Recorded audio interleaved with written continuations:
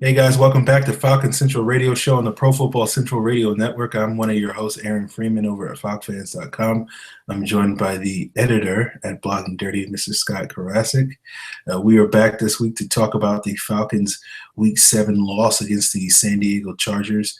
We will also be previewing their Week 8 matchup against the Green Bay Packers. And as usual, we always start off the show, and we'll also be answering your mailbag questions. But as usual, we'll start off the show talking about some of the recent roster moves that the Falcons have had since we last did our show last Tuesday. They've had a couple. They just made a big move in the last hour to sign two running backs to the roster. I'm thanking God right now that we actually have running back depth for the first time, it seems, ever this season. They picked up Teron Ward from the practice squad. They signed Stephen Ridley. To make room for those two players, they cut A.J. Hawk and they cut Mike Person. They also made a move last Wednesday, adding Cliff Matthews back to the team to basically replace Derek Shelby. And they also, what was the other move they made? Didn't they make a practice squad move? Added Josh Keys to the practice squad. Yeah, they added Josh Keys to the practice squad, wind up cutting Deshaun Golden. So Golden, Hawk, two guys that were kind of dead weight at this point in terms of their contributions to the team, basically playing special teams. But you don't need guys that have like 20 years of combined NFL. Obviously, Cliff Matthews played for the Falcons for several years, didn't do a whole lot with the Falcons, but was a versatile sort of, can play D-end, can play some D-tackle, can play special teams. So, he'll add some depth there. Probably not a Derek Shelby replacement that a lot of you guys were hoping for. But, the big news, I guess, is the addition of Stephen Ridley. I think most people kind of know what Teron Ward is at this point. I do feel like we did get a question from Wispa 2000 asking what new dynamic does Teron Ward bring to the ground game this week. I don't know if he's being sarcastic on that. But I do want to say that Teron Ward, I felt, played fairly well in that preseason finale. I thought he showed incredible toughness to gut through an ankle injury that obviously was bothering him, and basically played on one leg and played very well in that game. Unfortunately, that's all we've really seen from Teron Ward since the end of last season, so that's not really enough to determine how much improvement he's made so far. So I think we'll get an opportunity to see that this week, because I do expect that this team is going to probably mix him more into the lineup than Stephen Ridley at this point, just because typically when teams sign running backs, they don't immediately play them unless they're desperate, and I don't think the Falcons are desperate at this point. But I'm curious what you sort of feel on these moves, Scott. I mean, I was never a huge Teron Ward fan. I actually thought Brandon Wilds outplayed him during the preseason, and I was still holding out hope that the Falcons were going to sign Brandon Wilds, especially over Stephen Ridley, just because he spent the offseason learning the playbook. He knows the calls. He knows what he's supposed to do.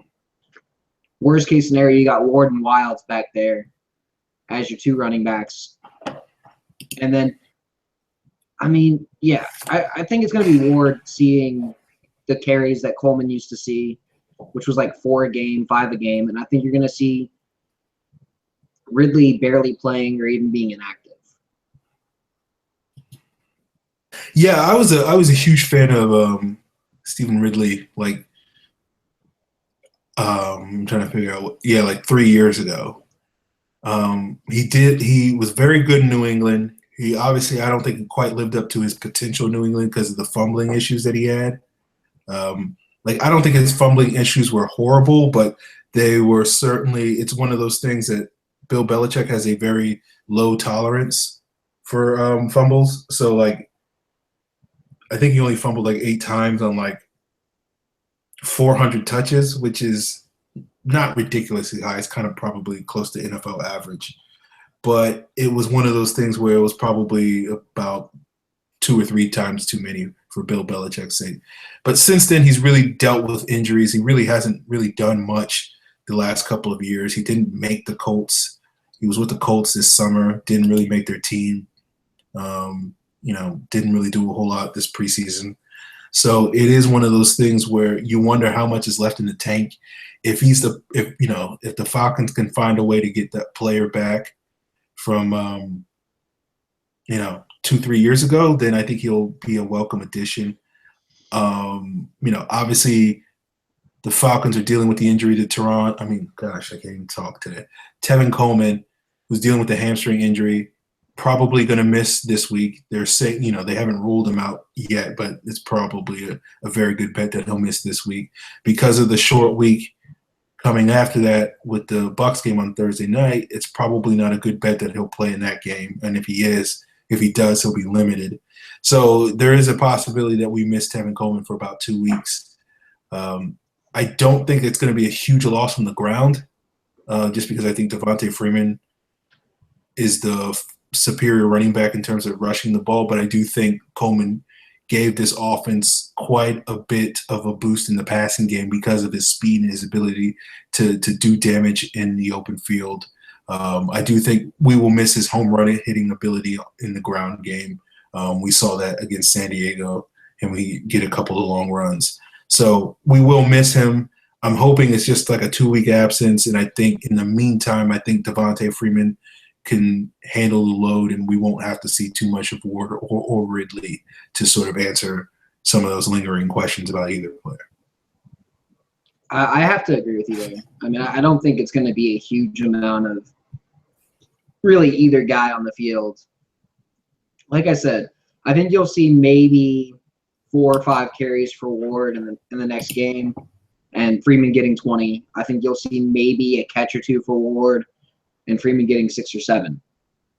And it'll really just look the way it did when Freeman was on his big run last year when Coleman was out for those 4 games. That was a big reason why Freeman got as many touches as he did, to get as many yards as he did. And I think this year the line's better. The surrounding cast is a lot better. But hopefully the Falcons realize that Tammy and Sanu and all the other guys on the roster exist again, because the last 2 weeks it feels like they haven't been focusing on any of those guys, especially last week with Julio. It just felt like it was the Julio Jones show, and there were quite a few times you would see Hooper, you would see Tammy, you would see even Toilolo open, and you'd be like, why aren't they throwing it to those guys? This doesn't make any sense to me. Yeah, I think that's a fair statement. Let's get into that Chargers game. Now, Falcons lost 33-30 in overtime. They were up 27-10 at a certain point in the second quarter, blew that lead, then had multiple opportunities to sort of put the game away in the second half, did not let San Diego climb back into it, then had the 4th and 1 call in overtime, questionable decision. I didn't really disagree with the decision. But, had it been me, I probably would have punted, but I don't fault Dan Quinn for not punting in that situation. It's 1 yard. You have the best offense in the league. You're at midfield. There's a risk involved, but I can understand the coach being confident with the number 1 offense in the league that he can get 1 yard. So, those were the big highlights of the game. Julio Jones, I thought, I think, as you say, Scott, one of the issues that we saw on Sunday, and I think has been one of the issues that the Falcons have been able to successfully avoid this year, has been being a one-man offense. And I think even though the Falcons did have 130 yards rushing and were effective running the ball throughout the game, it wasn't quite good enough. Like, it didn't feel like they dominated the game on the ground like we've seen in past weeks. And it just seemed like every time they threw the ball, Matt Ryan was keyed in on Julio Jones.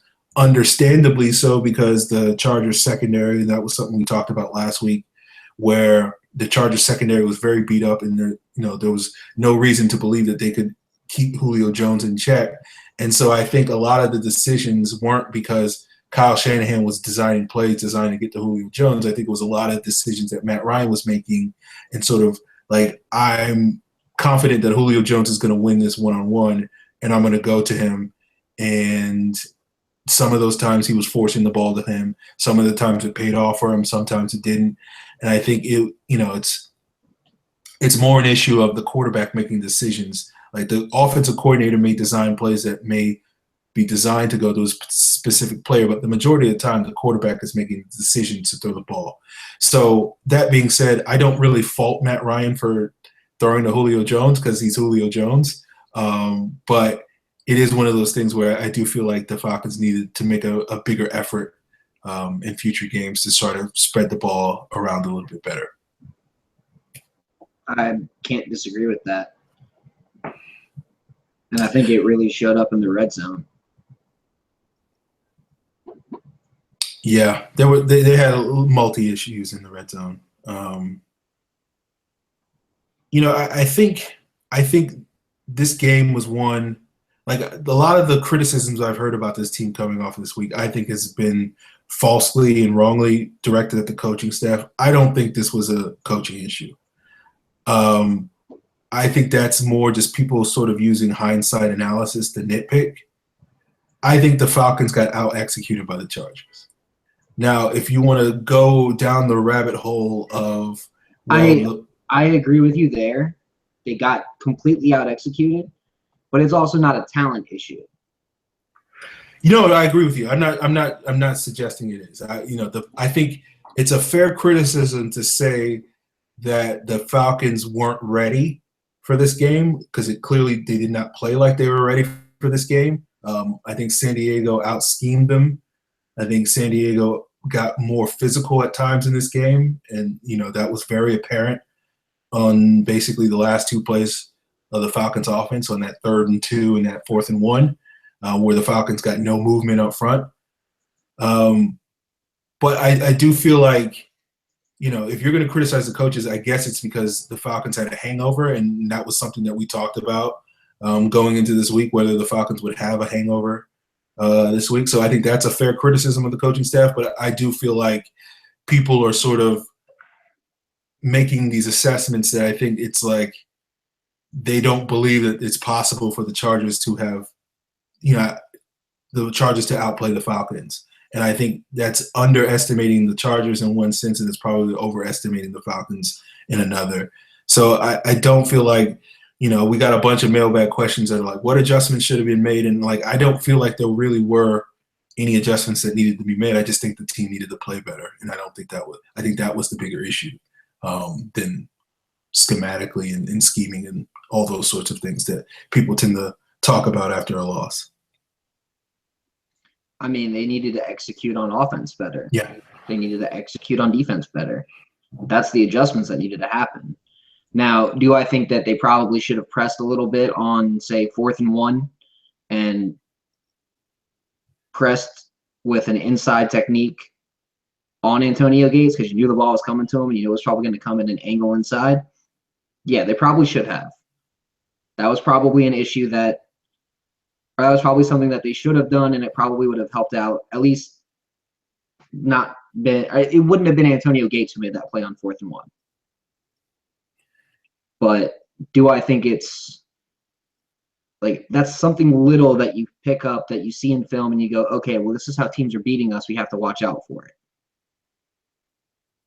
Yeah, no, I think that's a fair point. I think you can certainly say on that particular play they probably should have jammed Gates at the line and not given him a free release. But at the same time on that play, you look at that play and you go back and watch the film of that play, Deion Jones sees it like half a step too late. And it's basically because it's a 4th and 2 or whatever, and he can't close fast enough to break up the play. To me, the bigger issue on that play is you look at Devondre Campbell on that play, he's bailing and he's not expecting the quick throw at all. And then when Phillip Rivers is releasing the ball, he's dropping back into coverage. And so that to me is the bigger issue. I don't think, if Devondre Campbell doesn't understand that on that particular play, it's a quick throw, and he's in a position that if he knows that play is coming, which he should have, he's in a position that he can just knock the crap out of Antonio Gates and break up that throw. So again, I think if you're going to criticize the coaching staff, then yeah, I guess you can criticize them for not getting Devondre Campbell ready. But at the same time, it's not as if, one of the big criticisms of Devondre Campbell was his instincts and awareness up. So I don't necessarily know if in his 3rd NFL game, it's the coach's fault because once again, his instincts and awareness showed up in a negative way. So personally think that a lot of the issues that we saw this past week with the linebackers was because they're rookie linebackers going against a guy who torches the scheme. A lot of the issues you saw were basic lapses mentally, like Devondre Campbell in coverage at times, like Deion Jones in coverage at times, like that 4th and 2 play. It was a basic lapse.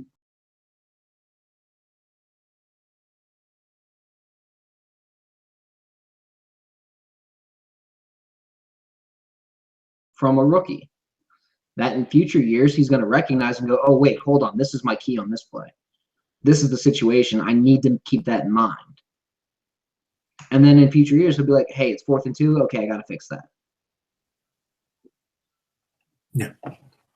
Yeah, look, I think it's fair to criticize the rookie linebackers. I don't think either of them played well. I think Campbell really struggled in the first series, and I think he struggled at the end of the game. I think between those points, he was fine.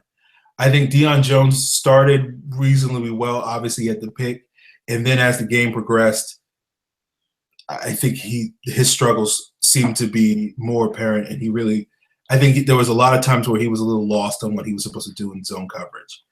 I think it's a fair criticism to say that those guys did not play well. I would say it's a fair criticism to say that they were probably the biggest weakness on the team. I think, although I think, they are rookies, they're early in their careers, it's expected for them to have some struggles throughout the season. I think part of it has been because we have done so much collectively as a fan base to talk about how wonderful and great they are that, there's this sort of expectation that they wouldn't have these issues. And, I think, they need to pick it up. It's understandable that they had their struggles. But, yeah, I would say, those two guys in particular were probably 50% of one of the reasons why the Falcons defense struggled in that game.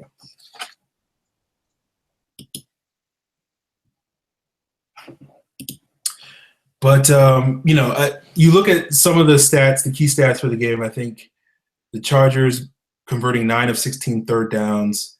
I think they were like 2 of 4 on 3rd and longs in the second half. They had more big plays than the Falcons did. They had 5 and the Falcons had 4, but really it wasn't until like the last 6 minutes that the Falcons got 2 more to sort of close the gap on that. And the other big stat, I think, was the Falcons were 1 for 3 in the red zone.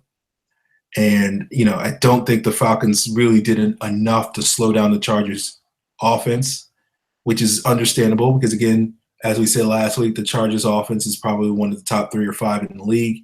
It's a notch or 2 below the Falcons in terms of their production. I think the Falcons' offense obviously did not convert enough opportunities. They had chances. They didn't do a good enough job. There was too many times where they couldn't create push in the run game. They were giving up pressure on Matt Ryan on 3rd downs. Guys weren't getting open. They weren't converting in the red zone. Like Devontae Freeman had a drop in the red zone that if he catches the ball, that's a 1st down. And the Falcons are like 1st and goal from the 2 or something like that. Those are the types of plays that I'm talking about where they're not executing. Like that's a play that Devontae Freeman probably makes 4 out of 5 times, but that this game happened to be the one time he doesn't make. So, yeah, I think the Chargers outplayed the Falcons. If we're looking at the matchups, I would say the Falcons cornerbacks did a good job against Benjamin and Tyrell Johnson. I think those 2 players had a good game, but I don't think it was because the cornerbacks didn't do their job. I think a lot of it, particularly with Benjamin, was the linebackers being out of position and not making enough plays there. But there weren't many other matchups that I really felt like the Falcons really won the game outright. It was a little too close, and I think that was ultimately the problem. I agree. I will say if Jake Matthews makes that block, Devon gets to the 1st down line. Yeah, I think Jake Matthews had the most glaring mistake on that play, but I think to be fair to Jake Matthews, I don't think anybody else hit their block on that play. Like I don't think Hooper did. I don't think Levitre did. I don't think Levitre. I'm sorry, Tololo did, and Mac I agree. didn't either.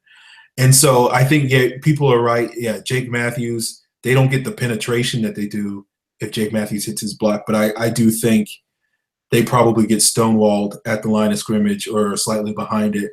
And if those other guys, then it's basically on Devontae to basically find a way to get across.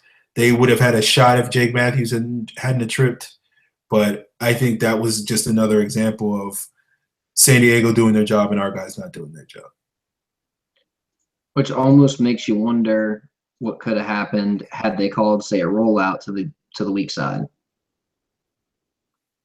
Yeah. Yeah, I've heard a lot of people say that they liked that the Falcons went for it on fourth down. They didn't like the play call. I understand that criticism. But I also think like to sit here and be like, well, they should have ran a different play. Like, well, it's a 4th and 1. They can literally run like 45 plays in their playbook where it's designed to get 1 yard. Probably every play in their playbook is designed to get 1 yard. So it is one of those things where like to just sort of say, well, they should have done this and they should have done this. Yeah, you can certainly argue that there was a better play call, but the bread and butter of this team is the stretch run to Devontae Freeman. So I don't fault Shanahan for saying, okay, this is the play that is our bread and butter. Let's go out there and let's get it.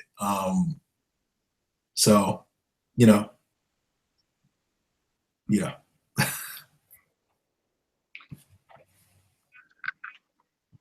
Let's move on. We did get a mailbag question. Oh, I'm sorry, Scott. Go ahead. I was going to say, let's just move on from that then. Yeah, we did get a mailbag question. Damon asked 2 questions for tonight. He only asked 1. Who was the main defensive liability in the second half of the Chargers game? That one's pretty easy, actually. It was the rookie linebackers. They weren't really hitting their blocks the way that they could have, and I don't know. They just didn't have the pizzazz, the same kind of stuff that they were doing. Yeah. Hold on. Yeah, I'm putting the second part of his question because it's on this timeline, but it didn't tag us. Okay. Okay, so that's an out there question. All right. Okay, and the second part of his question is, what are the 3 top contract extensions or signings you think the Falcons will pursue from the current roster? Out of all the guys on the current roster that have contracts coming up, the 3 names that are the most important, I know you're going to disagree with me on one of these. Robert Alford, that's the one you're going to disagree with me on. Ryan Schrader, that's one everybody's agreeing with me on. And then the third one gets to be tough because is it Jacob Tamme? Is it, Jonathan Babineau? Is it Courtney Upshaw? Is it, Ricardo Allen? If I had to pick, I would say Tamme. But, that third one, there's not really 3 guys that make me say, hey, we have to have these guys on the roster. Maybe Kamal Ishmael would be my guy, my third guy. Because I think Ishmael gives you the versatility and the depth that you need on a roster to go to a Super Bowl. If Neal's out, he can play strong safety. If Campbell's out, he can play weak side linebacker. He's just the kind of guy that you throw out there, and he does whatever the coaches ask, and he does it at least NFL average level, if not above average.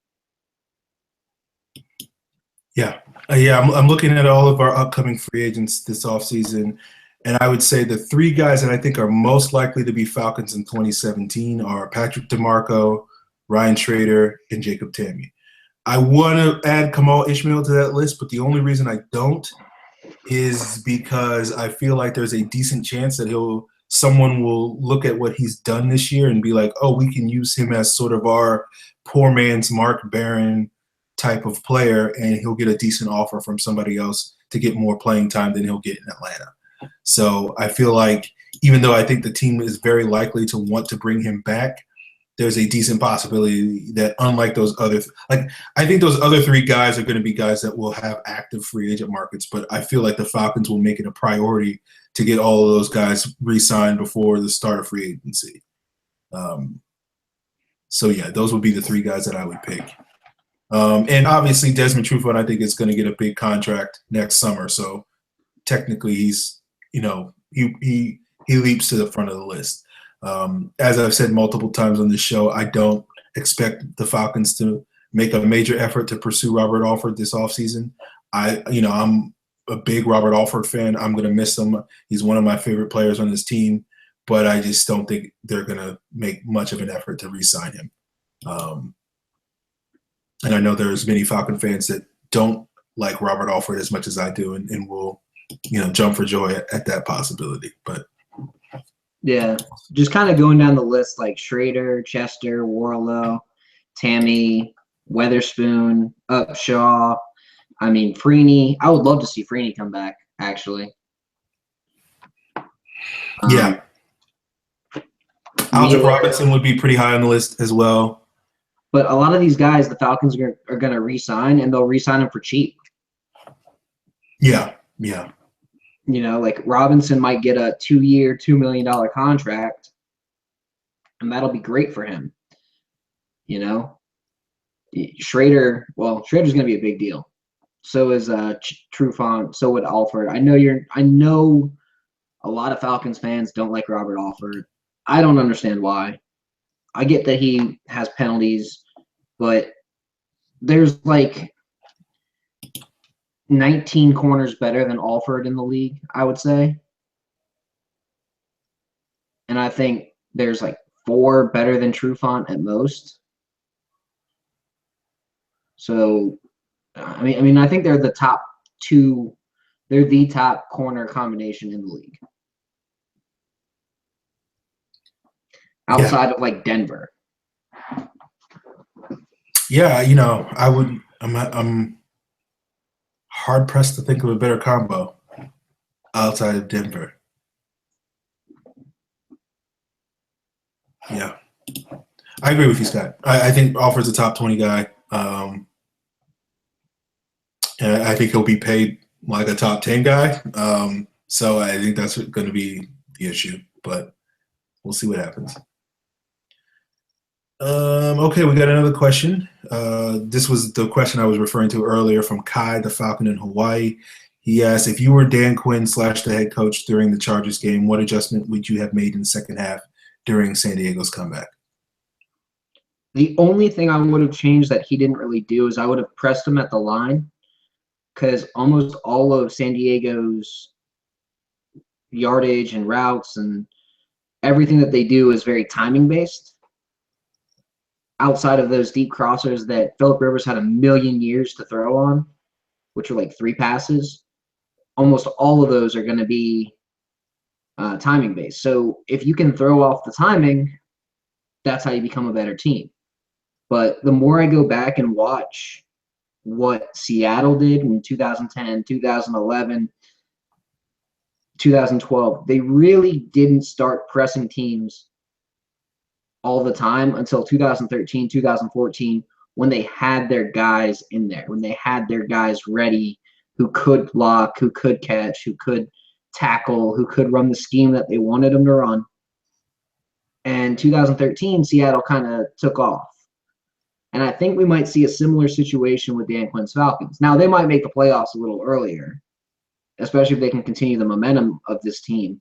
But that's just because the Seahawks didn't really have Russell Wilson or someone to really base their offense around that could get away with them having that bad offensive line that they had in 2010 to 2012. So I think that they've got – I think the Falcons are moving in the right direction, and I think that the defense is moving in the right direction, but they're doing a lot of the same things Seattle did during that 2010 to 2012 years, where they ran a lot of soft zone just to help these guys learn the NFL game. And then as they learn more and they start getting more added to their plate, I think 2018, we'll see Campbell, we'll see Jones, we'll see Neal. We see those guys just destroying people. And Trufant will look like Richard Sherman out there, even though he already kind of does. And, Vic Beasley will be killing people. And hopefully by then the Falcons have someone across from Vic Beasley. Long term. And hopefully Grady Jarrett's playing more nickel downs and playing, 65, 70% of the time. Because he already plays the 40% of the time they throw the base out there. And he's been seeing more nickel downs. So I see a team that Dan Quinn probably wants to press. He wants to do these things, but he doesn't trust his players just yet. Yeah, I think it's certainly fair to say that the Falcons probably should have had a couple more man coverage plays, a couple more times where they were jamming guys at the line. But, I think it's only a handful of like that.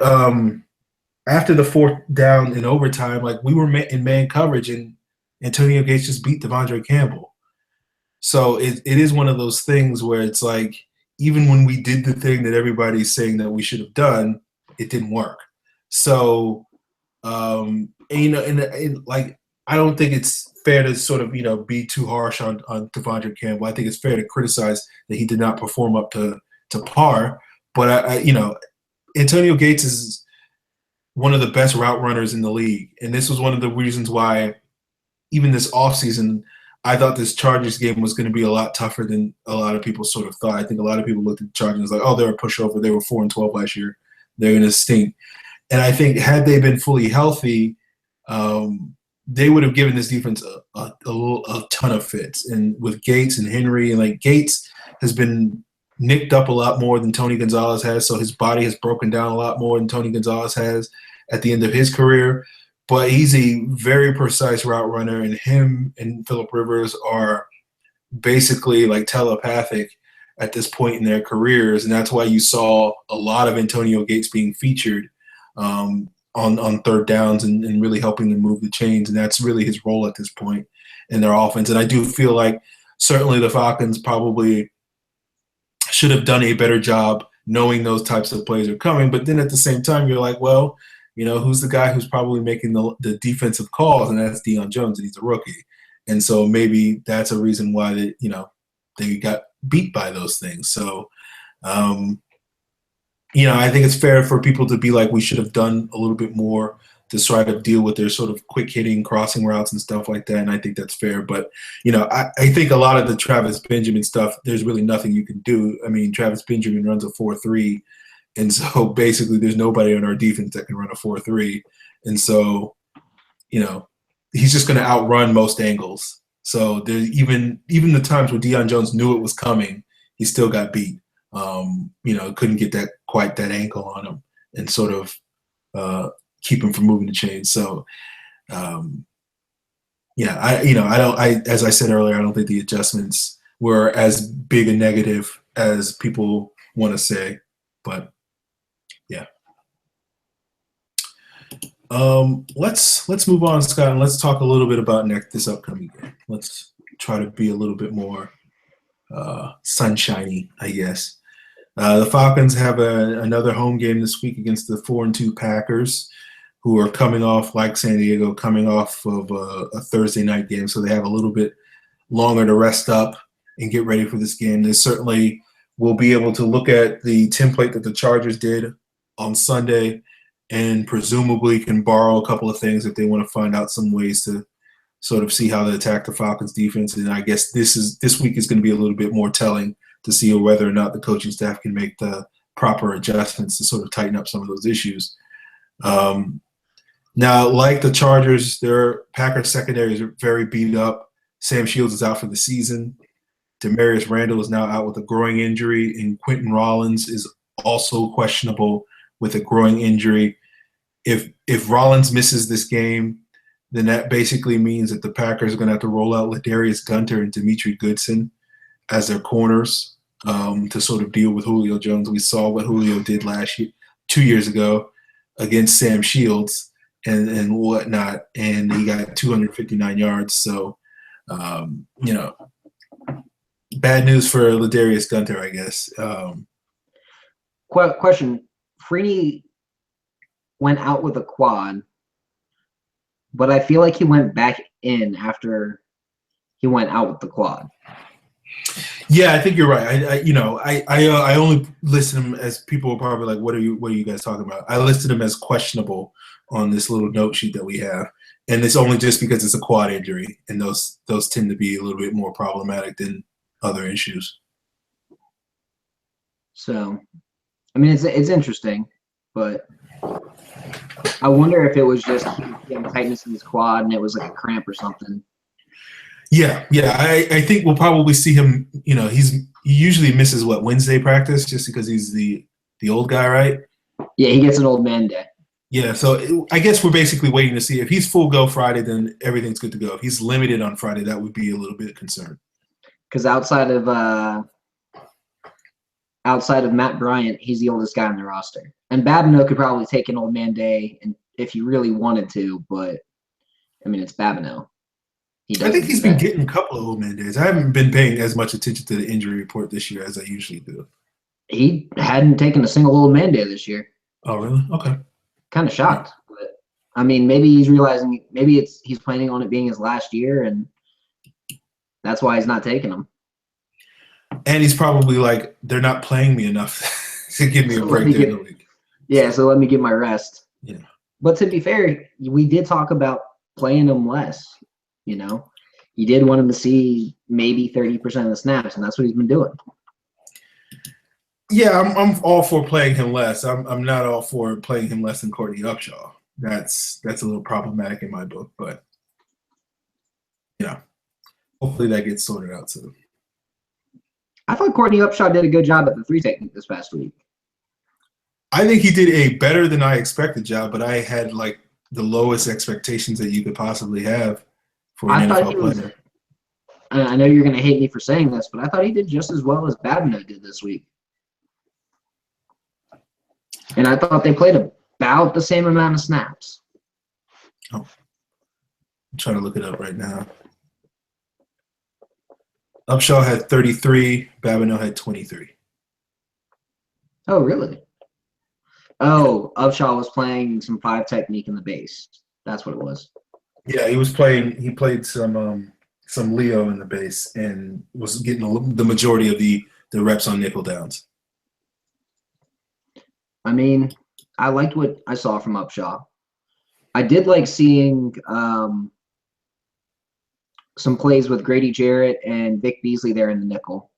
They had maybe 10, 12 plays that way, but they look good together. I've been saying for a while they got a sack. Been saying for a while they should have played together in the nickel. You right? I feel like I need to save my Vic Beasley comments for later, but let's talk a little bit more about this Packers game. Now, Tevin Coleman is the big injury for the Falcons, dealing with the hamstring injury as we discussed.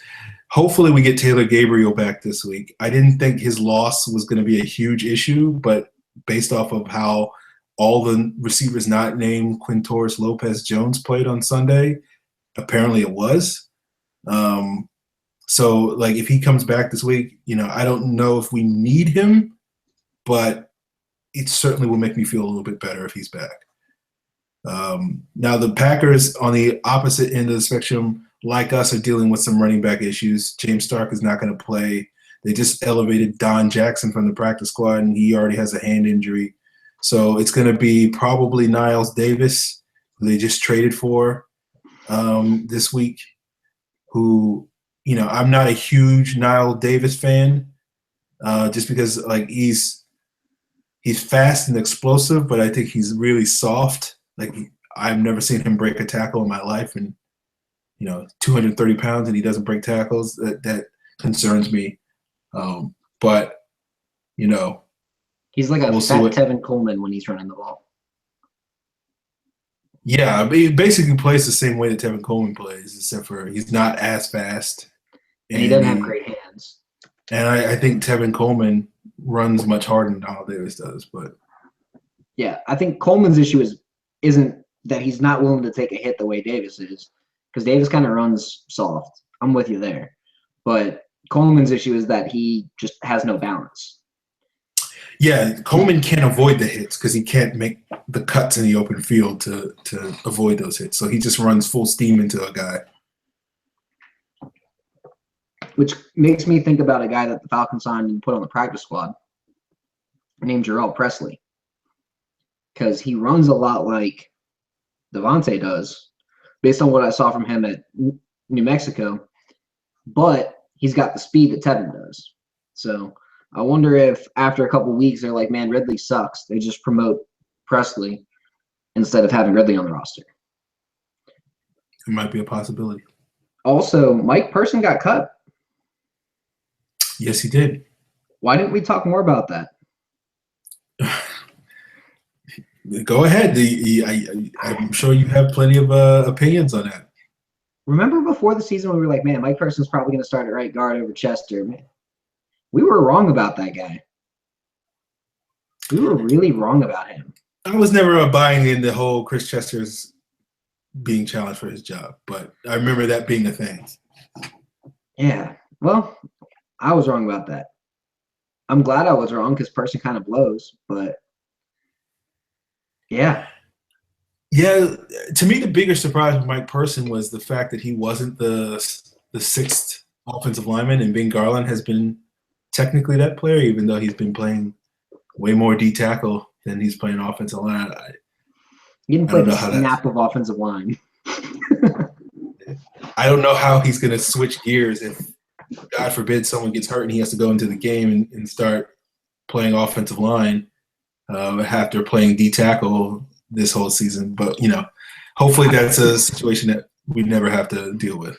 I feel like what happens with Ben Garland is they're like, oh, all these defensive tackles, they're winded. Fuck it. Go in, Garland. Go on. You played tackle in college. You know what you're doing. You can play a 3 technique, right? Every single play, all he ever does is line up at 3. That's all he played in college. I think that's all they're saying. They're like, dude, we know you can play 3 technique. Go play 3 technique. Yeah. He created a couple of pressures. It's not like he's unathletic. He's not bad at it, considering he's played offensive line for the last 3 years and hasn't played defensive line forever. But look, it doesn't make sense to me. But as long as no one gets hurt, I'm not gonna complain too much about it. But we'll see what happens. Speaking of the Falcons' offensive line, they're going to be up for a big challenge this week, facing the Packers front. I think the Packers have 3 of probably potentially the 25 best pass rushers in the NFL, and Julius Peppers, Clay Matthews, and Mike Daniels. And I think this is going to be a big test for this offensive line, who hasn't quite played all that spectacularly the last 2 weeks. And I think this is a good opportunity for them to showcase why, prior to the Seahawks game, people were talking about them as one of the best offensive lines in the NFL, and they'll certainly be tested. I thought, Jake Matthews did a really good job against his cousin Clay 2 years ago when they played. But I think he got a little bit of a break because my recollection is Clay played a little bit of inside linebacker in that game and wasn't really getting after it on the edge. But, yeah, regardless of whether it's Clay or Peppers or Daniels, this is going to be a big test for all those guys. And I think that's going to be one of the big matchups to keep an eye on this week. Yeah, and I think you're forgetting about Nick Perry. Nick Perry is a guy who I loved coming out of Southern Cal. He's a good player. He was an athletic freak. And just for the past 4 years, he's been getting injured and not really living up to his potential. And then this year, he just breaks out. And I really kind of hope that the Packers don't realize what they have in him and the Falcons can bring him in. Because I would love to see Nick Perry across from Vic Beasley. Because I feel like he could be that Cliff Averill type in this defense. He is a hell of a football player, and I think a lot of teams are underrating him and a lot of players are underrating him. I'm more scared of Nick Perry than I am of Clay Matthews this week. Okay, interesting. Okay. There will never be a day where I'm more scared of Nick Perry than Clay Matthews, but that's interesting. Nick Perry is leading the Packers in sacks with 5.5 this year. So he's also leading them in hits. There you go. So when Nick Perry, when your fourth best pass rusher, in my opinion, has 5.5 sacks, then that's usually a good sign. And speaking of the offensive line, I think another key matchup is this Falcons running game getting tested against the Packers run defense. The Packers are number 1 in the NFL right now in run defense. They're overrated. They're not number 1 based on actual talent. They're number 1 based on competition. The average run offense that they faced this year is ranked 25th. Okay. And they're not getting tested with a lot of attempts either. They're 4th. They've got the 4th amount of attempts. I think if the Falcons say, hey, let's run it down their throat and do 25 attempts, they can easily get 120, 130 yards. Okay. Yeah, I think it'll be interesting to see. I think this will be a good litmus test to see for both teams. The Cowboys rushed for almost 200 yards on them a couple of weeks ago. No one else has, the average against them in the other 5 games has been about 48. I think it's a fair criticism to say a lot of that has been due to a lack of premium competition. And so I think there's the capacity that the Falcons can have a good game running the football and quote unquote expose the Packers run defense. But I also don't think it's going to be something where, it's going to be an easy challenge, because I think they do have a bunch of good players in their front 7. And I think if our offensive line doesn't step up and sort of answer the call, then this could be a little problematic in terms of doing what we do best, which is being balanced and being able to attack teams from different angles and whatnot. So I think it would be a big test to see just how good the Falcons run game is and just how good the Packers run defense is this week. The one thing I will say, the Packers may be listed as number 1 overall in run defense, but they played the Jaguars, who rank 26th. They've played the Vikings, who rank 32nd. They've played the Lions, who rank 24th. Take out the Cowboys. The Cowboys are an outlier for them.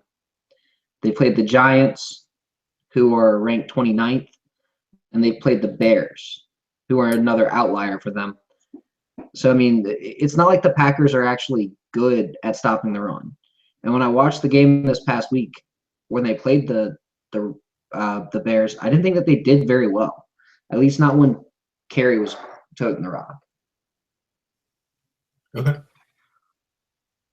I haven't watched enough Packers game to have a strong opinion about their run defense. So I know they have good players, but they're very weak up the middle. And I think that's the way that the Falcons can neutralize that pass rush. Similar to what I said about the Broncos pass rush, similar to what I said about the Seahawks pass rush. You got to run the ball. And the more you run the ball, the better you're going to fare against good pass rushes like that. I agree. Scott, are there any other matchups that you're looking forward to seeing this week with the Falcons and Packers? Let's see. I do want to see what Julio kind of does against Ladarius Gunter. And I almost think that Julio could break that single game record if the Falcons key on him and can protect for Matt Ryan. And the Packers are stupid enough to put just simple zones or one-on-ones on Julio. I don't think that they will be, but I don't think that the Packers safeties outside of HaHa are that good either. I think Morgan Burnett is meh. He was just okay at Georgia Tech, and I don't think that he's got the ability to keep up with Julio. And I think, if you're looking more into it, Micah Hyde's not very good. Bryce is bad. I mean, they don't really have any good safeties outside of HaHa. So I think you'll get a lot of like Julio Jones 25 yards on a 15-yard slant kind of thing. Or Julio Jones, you might even see a screen game. Julio Jones on the screens, and then HaHa cleans it up 20 yards downfield. So I just don't think that there's a lot of talent in the Green Bay secondary right now, especially with Rollins and Randall both likely to be out. Okay. Yeah. I know. The response obviously is, we said the same thing about San Diego's secondary. They seem to do a decent job. I know Julio was very productive, but it wasn't because he was creating a ton of separation. It was just largely because he was just making a lot of really good contested catches. So I'll be curious to go back and dive more in the tape and try to see how sort of San Diego was able to contain him. I saw a couple of plays where Julio just wasn't getting open against guys like Casey Hayward. Yeah, but he got 174 yards. I think no matter how you cut it, you can't say that the Chargers truly contained Julio Jones. No, I think that's a fair statement to say, but, they won the game. So technically they did contain him because they won the game. And, you basically want to make it, if you can keep Julio Jones in check, which, again, it's all relative, what is keeping Julio Jones in check.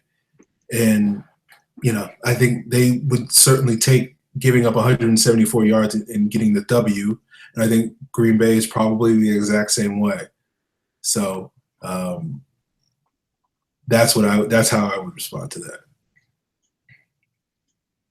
Another matchup I do want to see, though, and I think this is going to be a critical one, is the Falcons pass rush against the Packers offensive line.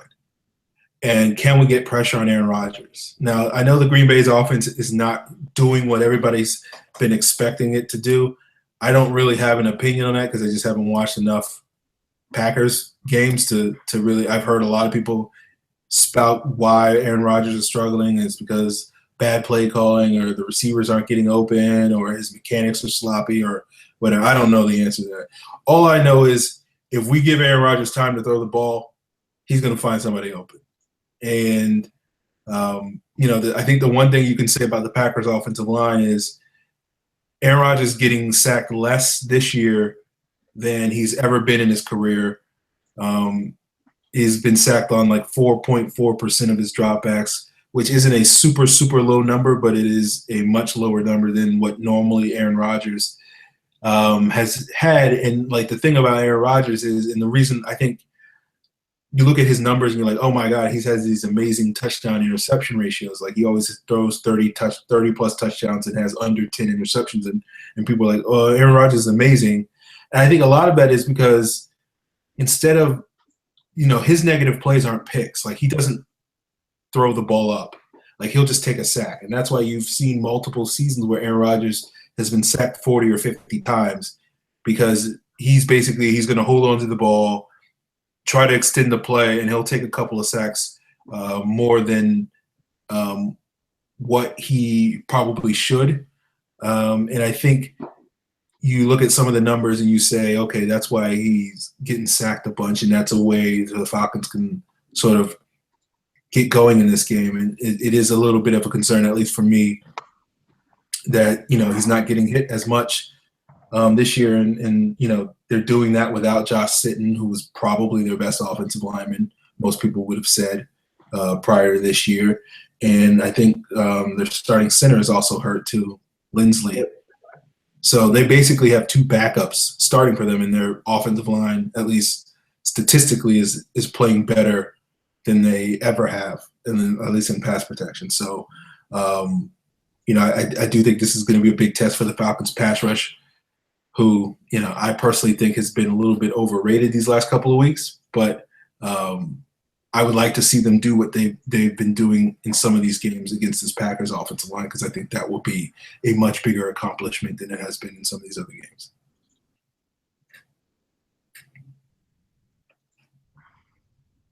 I mean, I don't know what else to say other than I hope that they get to Aaron Rodgers and they affect him. One thing I have noticed is that his completion percentage is just way down. He doesn't seem to be trusting his receivers as much. He may not be getting sacked as much as he used to, but I don't 100% think that's on the line. I think he started throwing the ball away a little bit more. Okay.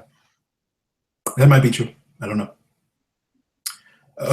We got a question from ATL Sports 404. He asked, Aaron Rodgers has struggled lately, but he's still Aaron Rodgers. What should be the key for the Falcons defensively? Got to get pressure. No matter how you cut it, you got to get pressure on Aaron Rodgers. Because no matter who you are as a quarterback, if you can put them under pressure, they're going to make a bad throw eventually. They're going to take a bad sack eventually. If you can pressure them over half the plays, you're doing a good job. So move him from his spot, force bad throws, force bad passing lanes. That's how you beat Aaron Rodgers. Yeah, I agree. Couldn't say it any better. We have a question from Brandon Chapman. He asks, what's your score prediction for Sunday? Not doing it. Did one last week. Falcons lost. Not doing it. Okay. It's early in the week, so I need to do a little bit more research, so don't hold me to this one. But I feel like, it'll probably be a 28-24-ish game. I think either team could win with that sort of score. I don't want to pick the Falcons, even though I think they're going to win the game, just because every time I pick the Falcons to win, they lose, and every time I pick them to lose, they win. So I guess I probably should pick the Packers to win 28-24. But I don't really believe that. So we'll see. Let's get to the rest of the mailbag questions. We got one from Falcons. Andy asked, do you see Schweitzer getting worked into the team, or is the right guard job Chester's for the rest of the year? I think it's Chester's for the rest of the year. I honestly don't see Schweitzer starting anywhere until 2017 at the earliest. And honestly, I'm kind of hoping the Falcons draft someone in the second round or the third round this year to play right guard, and Schweitzer competes with Beasley next year for left guard. I don't see him as a guy who we should be banking on because he was a 6th-round draft pick. Now, as long-term depth, we should probably bank on him for at least depth at the guard position at either right or left guard. But for starting right away, no. I liked what I saw from him in the preseason. I don't think he's ready to start against Ndamukong Suh or Gerald McCoy or Aaron Donald or really anybody in the NFL that can create pressure right now. Yeah, I mean, that's basically where I sort of feel about Schweitzer. I don't think Chester's in any danger of losing his job. I think if Chester's going to lose his job, he's going to have to play a lot worse than what he's playing right now. I know he's faced some criticism this year. I think he's mostly been fine. I think probably if we're looking at our 5 offensive linemen, I think, Beasley had the big blocks on the couple of those long runs. But I think probably from a consistency standpoint, probably Chris Chester was arguably our best blocker on Sunday. So I don't feel like he, really deserves a lot of heat. I think he's getting a lot more heat than he's probably deserved this year. My expectation with Schweitzer, I do expect the Falcons to sort of go penciling in Schweitzer to win that right guard spot because I don't expect them to re-sign Chris Chester. I don't know. Levitri's status is a little up in the air, and it's going to depend on how he finishes this year, whether or not he's going to be given an opportunity to come back at a reduced price or at the same price or cut. But I think at this point in time, my expectation is the Falcons will let Chester retire or whatever, pencil in Schweitzer, bring in some nominal competition. But, at this point, I'm not really expecting them to make a huge investment at guard, even though, as Scott said, I would love to see it because I think it's pretty important for this team to get a little bit more of a talent boost at that spot. I think Schweitzer would make long-term. I've always thought Schweitzer would make a good backup. I question whether or not he's a starter. Maybe he makes that leap next year, but I haven't seen anything right up till now, which is basically one preseason, to really tell me that we should expect that. So basically, I agree with what Scott said. I mean, if they do get a guard, I don't see it happening in this draft early in the first round. But I see a couple of guys they could look at in the third, fourth round that are a little bigger but can still move. That would make sense. So, yeah. I would like to see them draft a guard. I don't know at what point that's going to be, just because I think they might have some bigger fish to fry. But I would love to see them continue to bolster their offensive line. Like I think, generally speaking, like 60% of your roster is going to be wide receivers, offensive linemen, or defensive backs. And my personal opinion is that you should be drafting at least 3 guys from that position in almost every draft, just because they make up the bulk of your roster. So whether, that's 1 offensive lineman, 1 wide receiver, 1 D lineman, or some other combination. But like for me, it's one of those situations where I think you're doing a good job if you're drafting an offensive lineman every year. So that's what I would like to see the Falcons do. I think this year they could get away with drafting pretty much 3 or 4 defensive linemen, a guard and a tackle. That's 6 picks right there, and then a free safety. I think that could be the entire draft right there, and people would go, Atlanta had a pretty good draft. All they did was focus on their line. Good work. Oh, and they got a safety to throw in there. Because that's out. I mean, I don't think the offensive line is the strength in this draft, but I do think that there are a lot of good players in the mid to late rounds that could be solid depth for a zone scheme. So, you may not have the perfect offensive lineman that you want, but you might have a guy who's quick, who can hit people off the line. Maybe those are the guys that you end up picking, and you're like, oh, maybe these guys aren't too horrible. Maybe a guy like J.J. Dielman in the 5th round ends up being a solid pick as that depth at guard that you want, or as a competition with Schweitzer for a starting guard spot. So I could see them picking a couple of guys like that. And then it's such a deep defensive line class that if they take in the first 3 rounds, or for 3 of the first 4 rounds, if all they take is defensive linemen and a free safety as like your first 4 rounds picks, no one's going to get mad. If it starts with like just throwing a name out there like Harris from Missouri, and then later on there's, we'll say, Montravius Adams from Auburn, or if you're wondering where I'm looking at my rankings, or Devon Godcho from LSU, or Eddie Vanderdoes. Like say they take Eddie Vanderdoes for a 3 technique. Say they take Godcho for a and I'm probably screwing that up, but it's one of those weird French names. Say they take him for the 5 technique. That's all you need. You need guys to come in, play roles. You don't need guys who are going to be perfect starters. You need guys who you trust playing 35 to 40% of the snaps in the rotation, who can come in, penetrate, do their thing, play their role, and be happy with what they're doing. And I think you can get that in this draft, especially in the 3rd and 4th round on the defensive line, defensive tackle, at defensive end in the 1st round. And I think if you can get a free safety in the 2nd round, maybe Malik Hooker drops, maybe you get lucky and you get Marcus May out of Florida, get that Florida combination of Neal and May.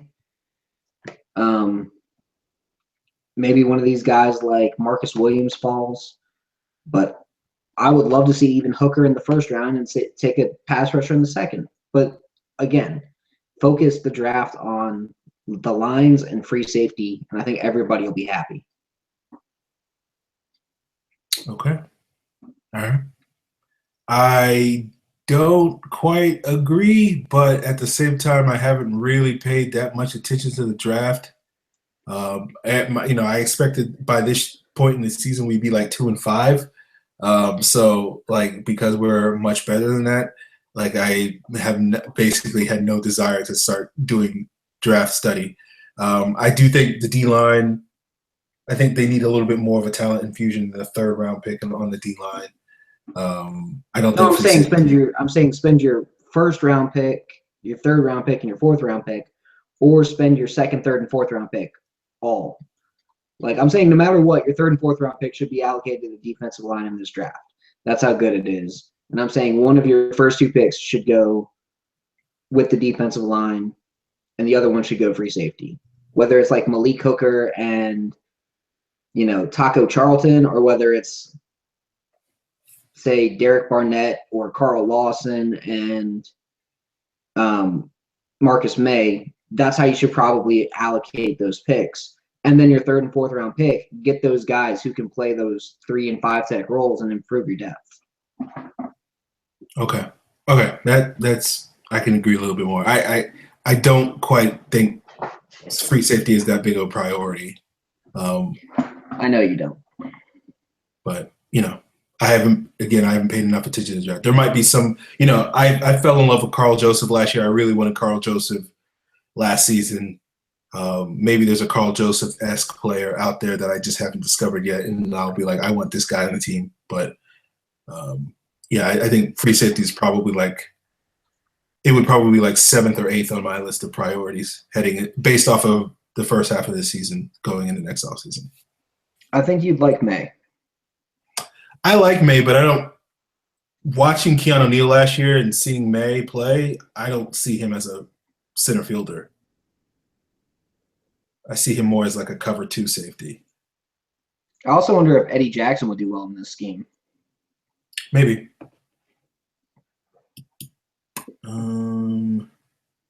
Okay. Speaking of draft, I guess 4-5 Falcons 4-5 asks, which Falcons rookies have met or broken expectation and which haven't? All of them have exceeded expectations, except for Devin Fuller.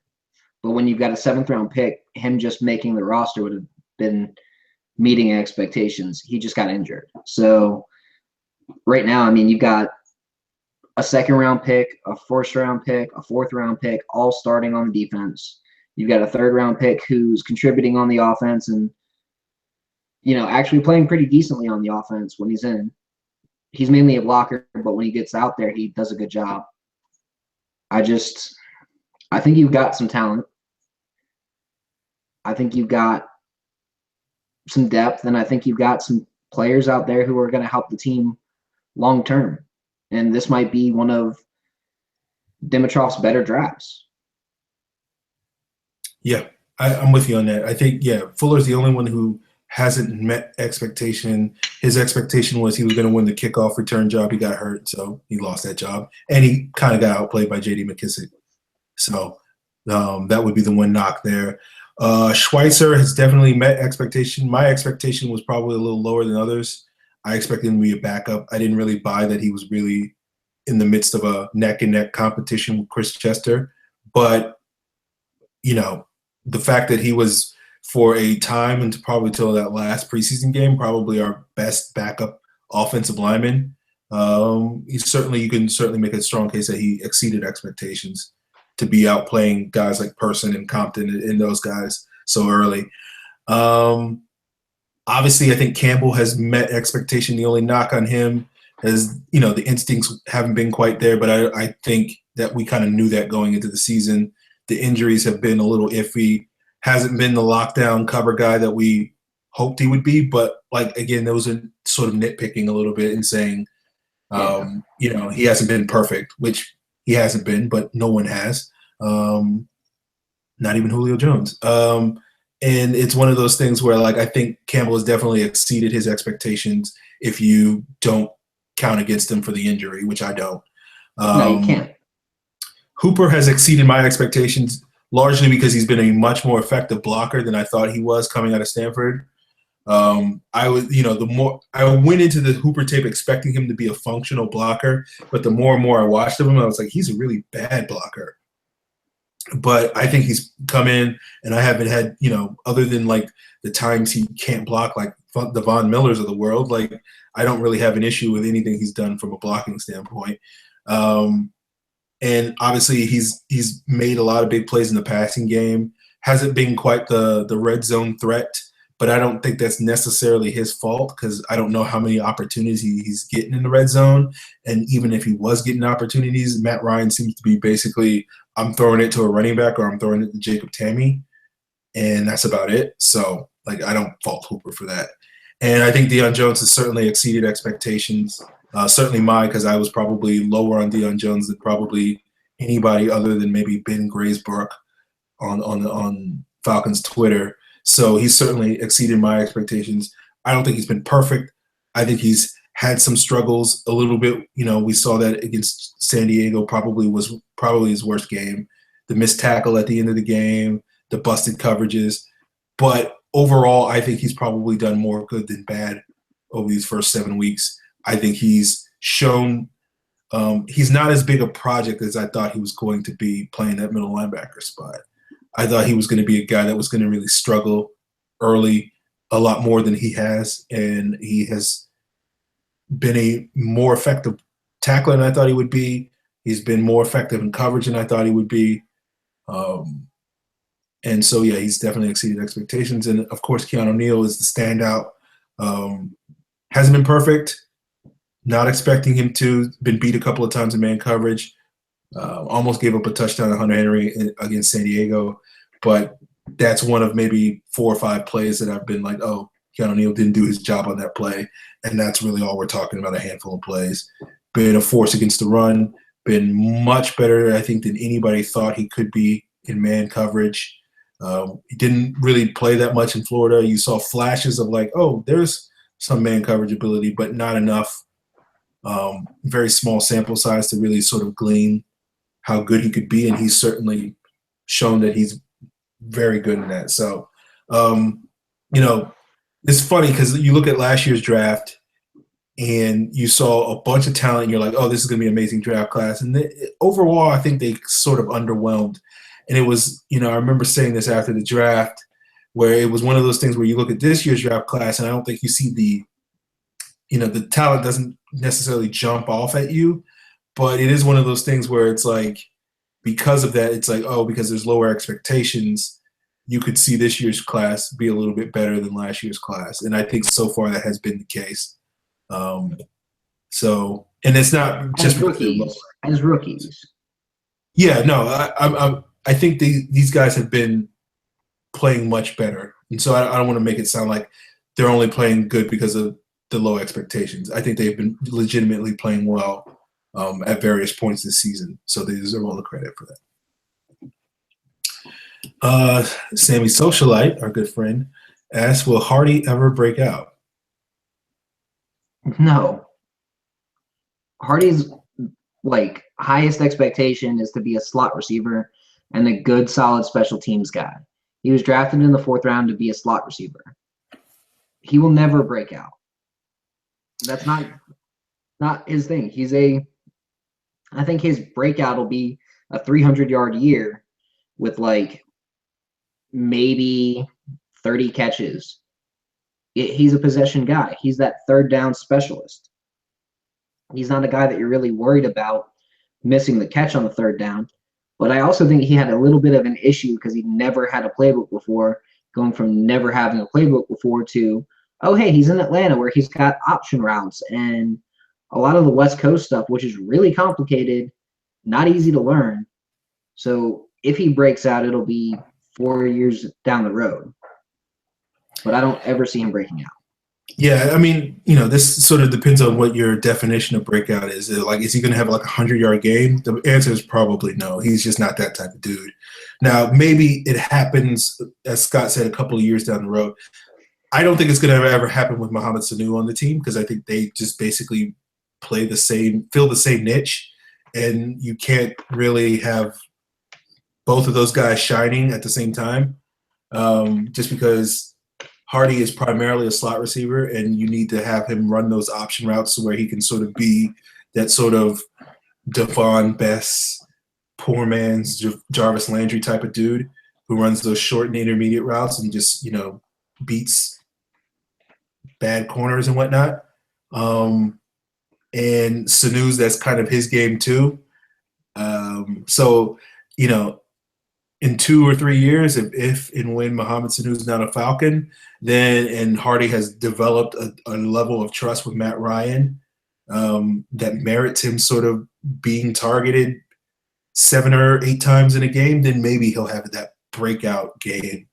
But until then, you're just going to have to expect him to have, the 2 or 3 third down conversions, the 2 or 3 chain movers, a couple of slants in the red zone. He'll make his contributions, but he's never going to be that type of dude, or at least in the foreseeable future, where we're going to be like, opposing teams like, well, I don't know who we have, who's going to check Justin Hardy, because if we don't check him, we're going to be mincemeat. I don't think he's ever going to be that type of player, but we'll see. He's the type of player that I would never truly underestimate. So when you write him off, then he'll have 5 catches for 50 yards and 2 touchdowns or something. But he's not a dynamic guy. So no. Eric J. Wilson 3 asked, do you think the Falcons will benefit from playing more man defense as opposed to zone? They were shredded. I think the issue isn't zone. I think it's free releases at the line. I think if you can prevent those free releases at the line for those timing crossers, I think the Falcons will be a lot better. And that's a big issue when you look at the cover 3 as a whole, is timing routes and crossing routes tend to shred the defense.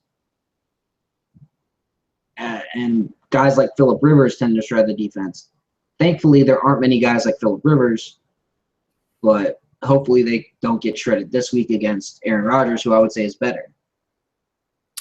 Yeah, no, I think we have the talent to play more more man, and play more zero coverages.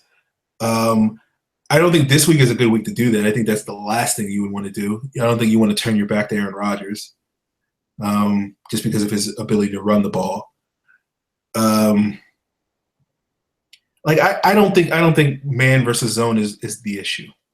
I think that's a very minor issue. I think, a couple of more snaps here or in there, yeah, that'll maybe benefit, but I don't think you're going to see a night and day difference. I think the defense just has to tighten up. I think they need to play better up front. I think the rookie linebackers basically need more experience. I think we could probably upgrade the free safety spot. I don't think Ricardo Allen has played poorly this year. I think that at all 3 levels, this team could get better. But I think for the most part, on the back 2 levels, I'm not expecting them to show big leaps from where they are right now. I think it's really about this front doing a much better job. So I think that will make a much bigger difference than playing more man versus zone. Kai, the Falcon in Hawaii, asks, now that the Falcons have dropped 2 in a row, how does this team bounce back in the win column? I mean, they got to do it this week. I think they can do it this week, and I think the best way for them to do it this week is to run the ball and to stick with Devontae and run play action. It didn't feel like they were running a lot of play action this week. It didn't feel like they were playing the same kind of ball they played the first 6 weeks of the season. It felt like they were running, a different style. And maybe they overthought their game plan, but I think that this week we'll see a lot more Falcons football, what we're used to. We'll see more play actions. We'll see guys running crossing routes. We'll see guys running those weird underneath routes where they get invisible and then, oh my God, it's wide open, Austin Hooper. Got to do what's been working. And I think that's the only way you can recover. Yeah, I think the key is, if it was me, if I was in Dan Quinn's shoes, I'm basically, I'm going to scapegoat the offensive line and I'm going to rip into them, and I'm going to say these last 2 losses have been because you guys have screwed up. I would say, looking at the first half of that Seahawks game where they were getting dominated by the Seahawks pass rush and their blitzes, I think, falling into that hole, and the offense picked it up in the second half, but it wasn't enough to win the game. I think in the second half of this past week, I think a lot of the issues were because the offensive line wasn't doing their job. I don't honestly feel like the offensive line is to blame for the 2 losses, but if I'm Dan Quinn, I'm going to put it on them, and I'm going to be challenging those guys because I think at this point you're not really thinking, oh, Devontae Freeman has to play better or Matt Ryan has to play better or Julio Jones has to play better. And I don't think you're looking at any of these wide receivers and being like, you guys have to do better. I mean, they do, but you're not really honestly expecting Mohamed Sanu to be better than what he is. And the same way with Tammy and Hooper and those guys. It's really about the offensive line and controlling the line of scrimmage. And I don't think the Falcons have done that effectively these last 2 weeks. And so that would be my strategy if I'm Dan Quinn, to basically put it on them and challenge their manhoods. And I think this is the type of offensive line that will respond to that with Alex Mack being the leader in the clubhouse. I think they'll respond to that. And that would be how I would do it. I think the key is the offense. The offense has to be clicking. We've had basically a good half against Seattle. We've had a good half against San Diego, but we just need to do more to win, because I think this team is going to go as far as this offense is going to carry it. And, one more good quarter against either team, probably we would have won both games. Wasn't the case. And I think if you're coming down to it, I think the offensive line needs to step it up and take this team to the W. And I think you could even say one more good quarter against the Buccaneers, and the Falcons are, they're 3 good quarters away from basically being undefeated. Yeah. And they didn't do it. Similar question from John. He asked, do you feel the collapse coming team-wise? No. I don't see a collapse coming. I think the Falcons have some issues, but just like every team, there's going to be ups and downs throughout the season. No team is going to have a perfect record when all is said and done, because everybody's got a loss. Now, maybe the Browns have the opposite of a perfect record, but that's different. They're perfect in certain ways if you look at it from a certain perspective. They're perfectly awful.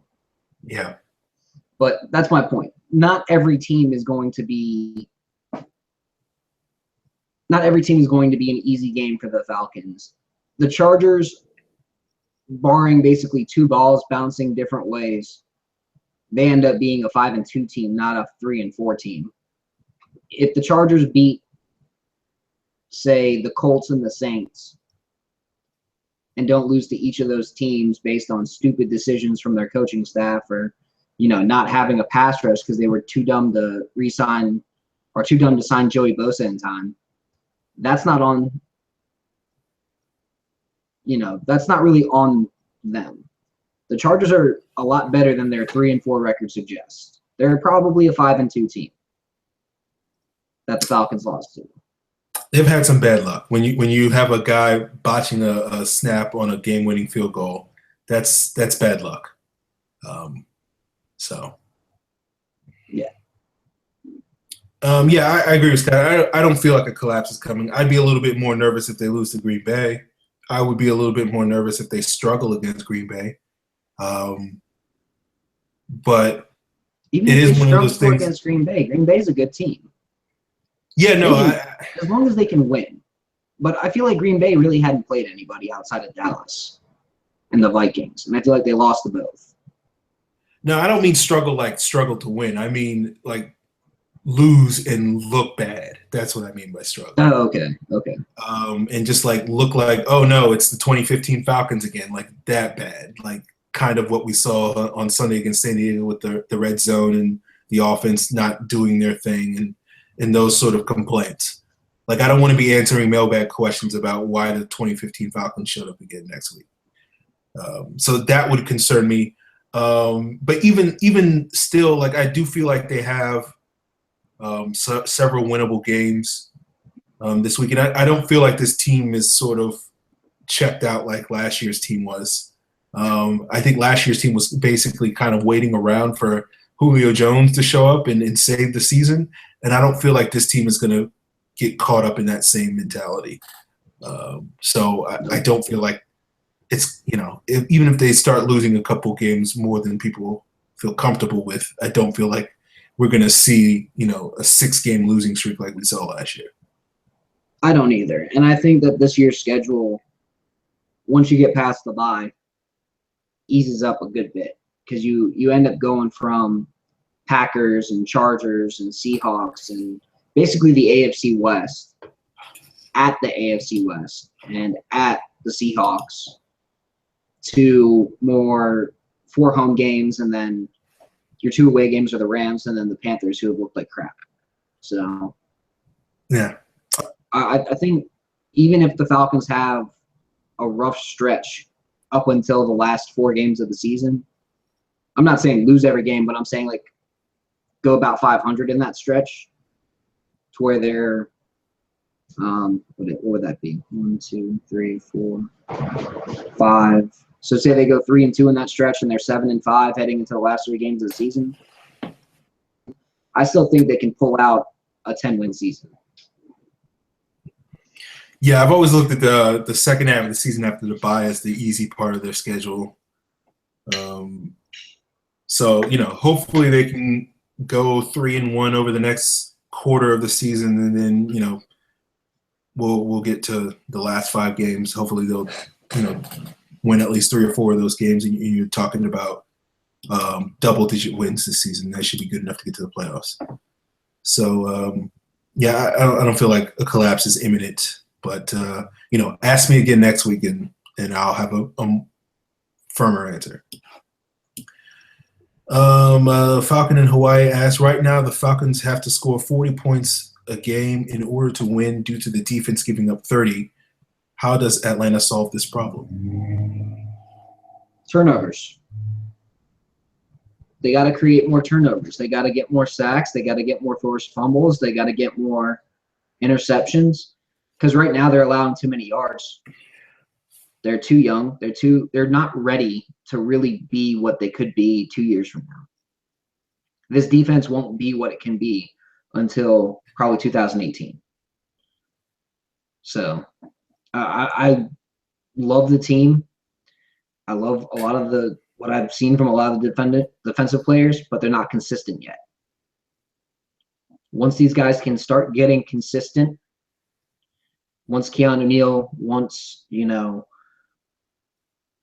Devondre Campbell, once Deion Jones, once they start playing consistent, good football, I think we'll see the defense improve tremendously.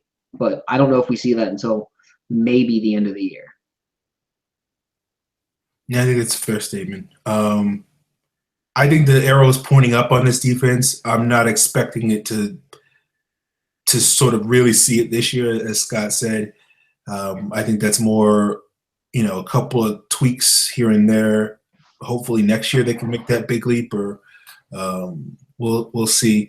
But I do think for most of the season it's going to be on the offense, and you can't have halves like we did against San Diego where you only score 3 points, and a half like we had against Seattle where you only score 3 points. Like, that's going to be the issue, and I think that probably means that the Falcons probably have a lower ceiling on the rest of this season, if we're talking about postseason wise, than I think probably people want to hear. Not to say that they can't, win a playoff game, but I think winning more than a playoff game probably at this point is. And we'll see. I don't want to talk playoffs yet. That's too far out to sort of thing. But I do think they need to be a little bit less one-dimensional. I think that requires their defense. I think the biggest improvement, as I've said, I think it's going to have to be with the front four being more effective at harassing opposing team quarterback. We're not going to play that many Zach Mettenbergers this year. We're not going to play very many Paxton Lynches the rest of this year. We're going to face a lot more high caliber quarterbacks. We got Aaron Rodgers this week. I know he's not having his best season, but he's still Aaron Rodgers. Jameis Winston seems to be able to play his best football against the Falcons. It seems like it. So we can't sleep on him. Carson Wentz has been up and down, but when he's up, he's been really good this year. So the back half of the schedule is not exactly stacked with the who's who of great quarterbacks, but we know at the end of the season we're going to see Cam Newton and Drew Brees, and those games are always tough for us, and we win those games when we can get pressure. We tend to not win those games when we don't get pressure. So I think a big part of it is going to be the pass rush stepping up and the offense, continuing to do what they've done for the most part this season, but just do it more consistently. Kai, the Falcon in Hawaii, asks, with one word, describe how the Falcons have fared this far during the season. Solid.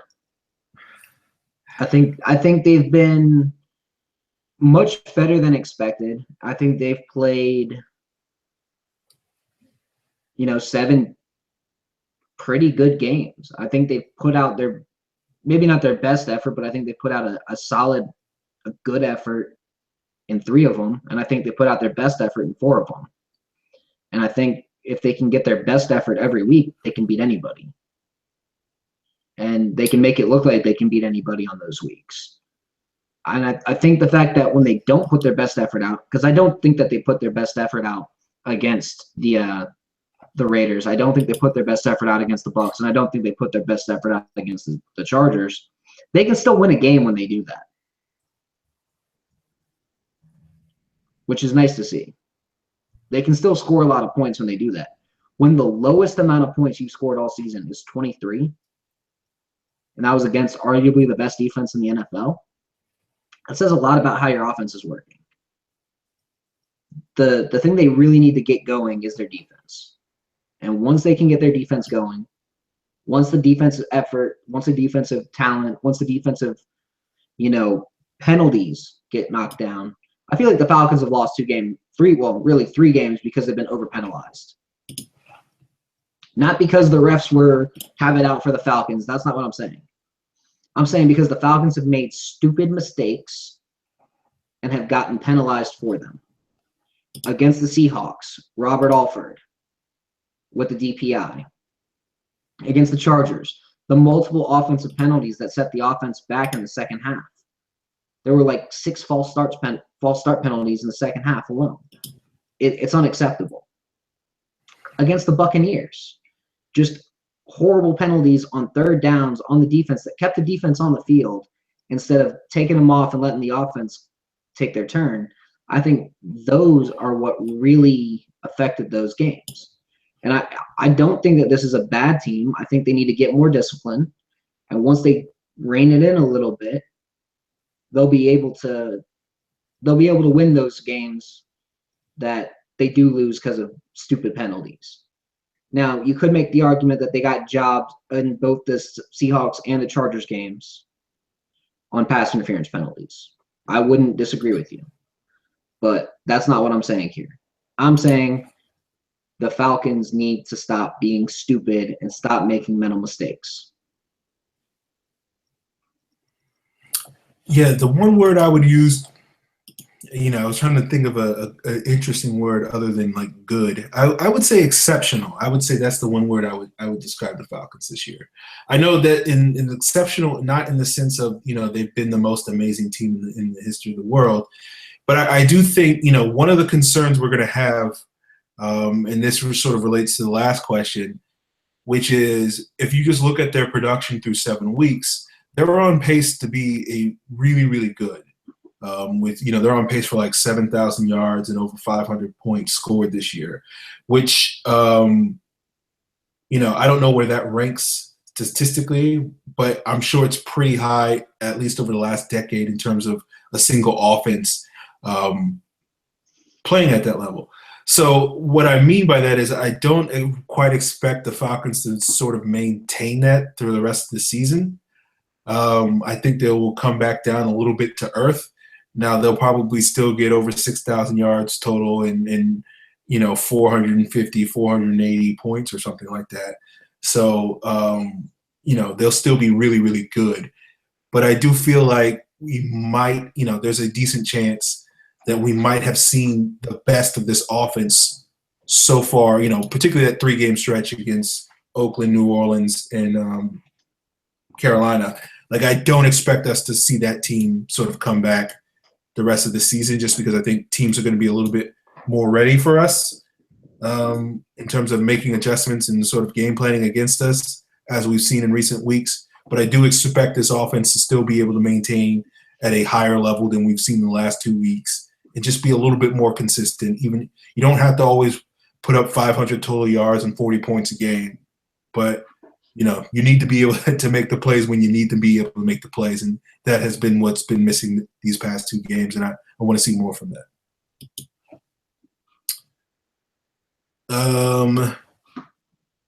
Forever NAJ asks, do you think the Falcons dive into the draft/free agency looking for a corner to play opposite Trufant? I don't know. And if they're going to look for one in free agency, they might as well just re-sign Alford. I don't think Alford's been that bad. I think his issue is penalties.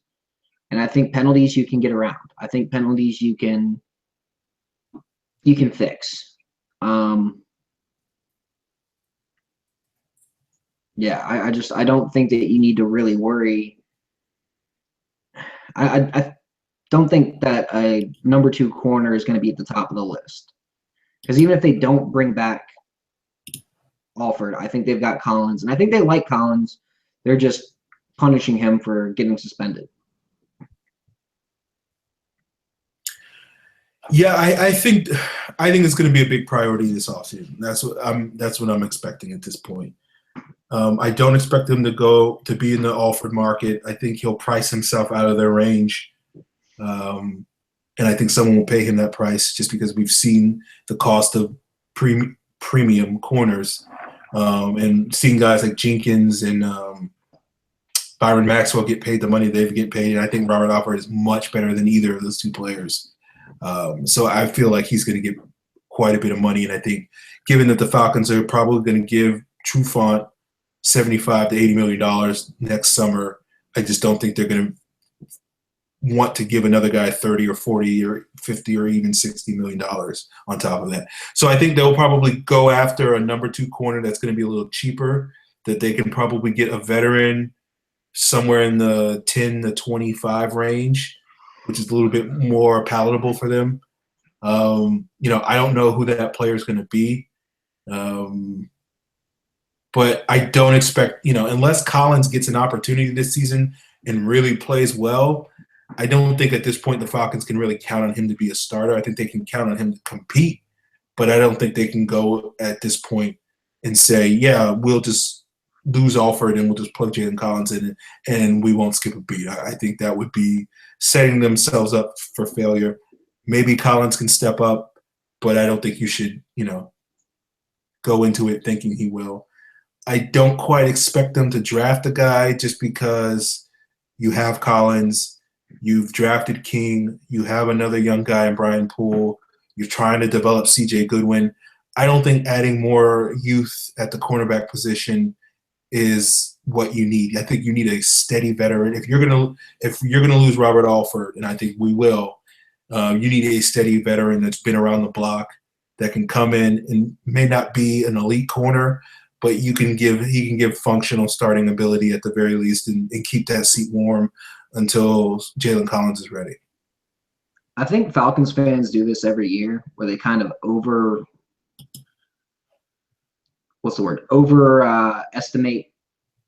the Falcons' own free agent markets. I don't see Robert Alford having that $10 million market that everybody thinks he's going to have. I just don't see it, especially when you got guys like Stephen Gilmore, Tremaine Johnson, Captain Munnerlyn. You got some guys out there this year that are going to be above him on the market. I don't see teams breaking the bank for Robert Alford. I think Robert Alford's a damn good corner, but I don't see teams breaking the bank for him.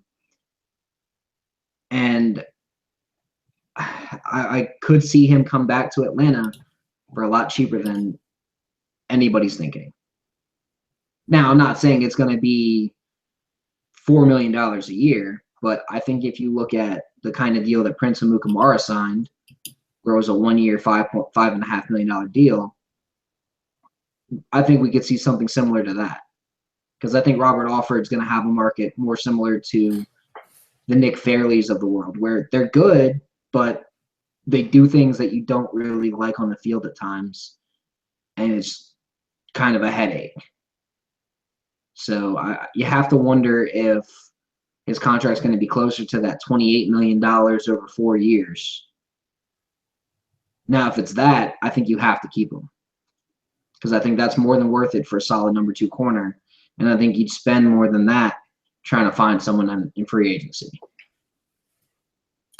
That's a fair statement. I don't quite agree in terms of what Alford's market is going to be. I agree with you. He's probably not going to be the top corner on the market, but I think once you get past Logan Ryan or Malcolm Butler, I don't think you're really looking at anybody you can definitely say, oh yeah, that guy's definitely better. And I haven't memorized the free agent list, but like my expectation is he's going to get like a Chris Culliver contract, which is going to be $8 or $9 million a year. That's why Culliver got cut. Okay, but he still got the money, so. Yeah, but he didn't get any of the money.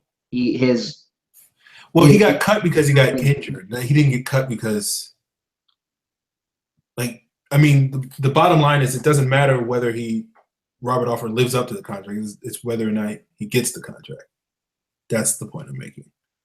And that's fair. And I think a closer deal to what we'll see will be something like David Amerson's 4-year, $35 million. Okay. Well, that's still almost $10 million a year. Yeah, but I think that's his ceiling. That's fair. I wouldn't disagree with that. Where, you're going to have, and I think a structure like Amerson's makes a lot of sense too, where that first year is like $5 million, that second year is like 10, and then the last 3 years are like 7.5. I think that's probably how it's going to be structured. And Amerson only got a deal like that because he was 24. That's the other thing. Robert Alford's going to be 28 years old. Older corners don't get huge deals on the market. That's a fair statement. I think you might be right in terms of me overestimating Robert Alford's market, but I think that his age is also going to be a factor why the Falcons aren't going to bend over backwards to get him. And I think he's going to have to, I think the only way he comes back is if he accepts basically a Prince Amukamara deal, which Amukamara only got because he was hurt. And I don't think that's going to be an issue for Robert Alford. I think really it's going to be like his market is going to have to absolutely bottom out between now and the end of the season. And I know the penalties are an issue, but I don't think other teams are going to look at that and say, oh, that's a deal breaker. I think for cornerback desperate teams, and you're looking at teams like New Orleans, among others, I think they're going to look at it and be like, we're willing to roll the dice because we need all the help we can get.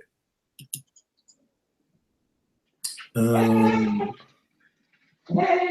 John asked, do you think Quinn is the guy to motivate Ryan in the fourth quarter since he is defensive minded? I don't think that has anything to do with it because Mike Smith was defensive minded and Ryan had no issues there. I don't think Ryan's issue is motivation. I think his issue is that in the fourth quarter he kind of gets a little jumpy and he tries to make a play. He tries to get too aggressive with his plays. He just needs to settle down. Yeah, if we're talking about the fourth quarter interception, that was a great play by Denzel Perryman. He basically baited Matt Ryan. Matt Ryan took the bait. I don't really fault Matt Ryan for that one. It happens. So, and I agree with you. I don't think motivation is Matt Ryan's issue. No. I just think he needs to be as you said, Scott, I think you nailed it perfectly. So I don't have much to add, but I think he needs to be in a situation where he doesn't feel like the game is spinning out of his control. Like, I think that's why he was so good in fourth quarter in previous years, because the Falcons were in control of the game for most of the game. They usually lose a lead late because, our third quarter defense and whatnot was terrible under Mike Smith. But I think when Matt Ryan would get the ball, he's like, okay, I got Tony, I got Roddy, I got Julio in later years. We're going to be fine. And I don't necessarily know if he's had that same sort of confidence in recent years. It seemed like he was earlier this season. It didn't look like it on Sunday against San Diego. But at the same time, as I said earlier, I don't really fault him because I feel like he believed in Julio Jones, that Julio Jones was going to own San Diego's secondary. And as Scott pointed out, he had 174 yards, so it's not like he didn't hold up his end of the bargain. So I think that's why he was sort of locked in on Julio Jones throughout the game, and I don't blame him. I would have been – if I'm playing quarterback for the Falcons, I'm throwing it to Julio Jones every time. So Matt Ryan, does, from my perspective, he doesn't throw the ball at Julio Jones enough. So you can make that argument. Okay, John asks a question, is Matt Ryan taking too much heat? Should upper management support Ryan more and take pressure off in the fourth quarter?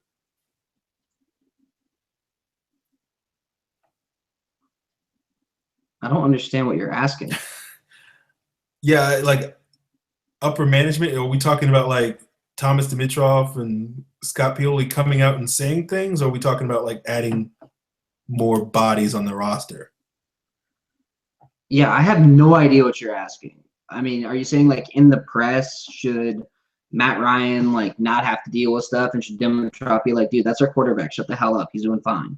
He's leading the league in yards, passer rating, touchdowns, like everything. Shut the hell up and get out of here. I mean, should they do that? Why not? Will they do that? It's the Falcons. Yeah, I don't know. Like, yeah, sure. The Falcons, if the question is, should they add more talent to the roster? Sure. But, it's October. That time has passed. You got to wait till March to do that.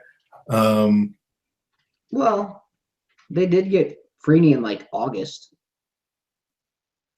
Yeah, but, You're there saying are like many Hall of Fame, Dwight Freeney's that are, you're not going to – you can do that on defense, relatively speaking. You can add a player on defense and say, let's go. Offense, you can't just sort of pick up a guy midseason and expect him to just sort of pick it up and just, hit the ground running. I agree with you. Okay, here's the interesting question that you guys have been waiting for, or 4 of you have been waiting for. 4-5 Falcons 4-5 asks, why so much Vic hate? Well, guys, look, I think, as I said on previous shows, I hold Vic Beasley to a very high standard. I expect him to be really, really good. I don't think he's been that guy. I understand, the response is, well, he's only in the second year, he's still developing. Yeah, I get that. But, I went back and looked at the San Diego game, and I thought he was impressive in the first half of the game, but I think he basically disappeared in the second half. And I looked at the numbers, and just for the sake of comparison, for my count, Vic Beasley had 30 pass rush snaps, finished with 2 sacks, 0 hits, 0 pressures, and 3 hurries. And I compared it to Brooks Reed, who had 17 pass rush snaps, had 1 sack, 1 pressure, and 3 hurries. Now, you do the math on that. That's, Reed is getting about 5 total disruptions on 17 plays. That's about once every 3.4 snaps. Beasley's getting 5 on 30. That's once every 6 snaps. I think it's fair to say there's probably 2 other plays that I thought Beasley probably beat Barksdale, but because Phillip Rivers got rid of the ball so quickly, he didn't get a chance to get pressure or a hurry on those plays. So even if that's still 7 out of 30, it's still relatively compared to someone like – and I know people will disagree with that and say you're hating on him and you're underrating him and whatnot. But I question how much improvement he's going to make. Now, I did when I rewatched the game, I did have a little bit of a concern that maybe he is playing hurt. There was a time early in that game where he got chipped and he laid on the turf a little bit after the play, and every snap after that, he seemed to be going out of his way to avoid contact. And I do wonder if the shoulder issues and those things, but that only adds fuel to the fire of, how, I think he's always going to be small. And I wonder, how is he going to overcome that? And, I've talked quite a bit, Scott, so I'll let you respond. I think your big problem at least, is, how do I put this? You're too hard on the kid for being a second-year player. He still provides a ton of pressure. Yeah, he got a lot of sacks on Joseph Barksdale and Ty Sambrailo, who undoubtedly have allowed the most sacks in the NFL at right tackle this year. But that's what you expect of a guy who you drafted 8th overall to provide you, is those sacks against Ty Sambrailo and Joseph Barksdale. And one of them, you could say, helped change the game. Because without that sack, forced fumble, Claiborne doesn't pick the ball up and score. No one else was going to make a sack, was going to get a sack on that play. No one else was close to Rivers on that play. I think when you got a guy like Vic Beasley, who was so hyped coming out, the fact that he had kind of a disappointing first season, it raises your expectations up for the second year, the third year, the fourth year. But at the same time, give him a shot. It's not like he's looking awful. His hands have gotten way better. He's not a Ricky Bobby pass rusher anymore. All speed, no hands. He's not a Ricky Bobby pass rusher. I want to go fast. I don't know what to do with my hands. I got the reference. I kind of disagree, but I got the reference. I don't think he uses his hands. He's a lot better with this. I think he's a lot better with his hands than he was. He's at least figured out how to do a dip under move against guys who are slow as shit. Okay. I don't know. To me, I see a lot of limitations on him right now. Like, I see a guy, like, one of the reasons why I was so critical of Denver a couple of weeks ago was because prior to that week, I was working on, because a lot of people were talking about, why is Vic Beasley stinking? And so I went back and watched some tape of him, and I was potentially writing up a piece, or I was thinking about writing up a piece. I wasn't writing it up, but I was thinking about writing up a piece about, breaking down Vic Beasley. And one of the things I noticed with him was how basically he was completely eradicated when a team even threatened the possibility of a chip. And so when Beasley went off early in that game and Denver basically refused to chip him, I was like, that's just bad coaching, because if they had watched any tape, they would just know all they had to do was line up a running back on that side, and Vic Beasley is going to be completely eliminated from the play. And, like, that's been a problem I've had watching him this year, and I think that was an issue in San Diego, where it's like you even threaten a chip on his side, it just completely – he doesn't know what to do. Now, I know chips are used because they are really effective at slowing down speed rushers. So I'm not sitting here saying, like, oh, because he can't handle a chip makes him a bad player. But, like, I don't know. I look at a guy who the speed to power isn't quite there. I think he's gotten better at it, but I think he was – like, it was non-existent when he was coming out of Clemson. I see a guy that still tends to avoid contact.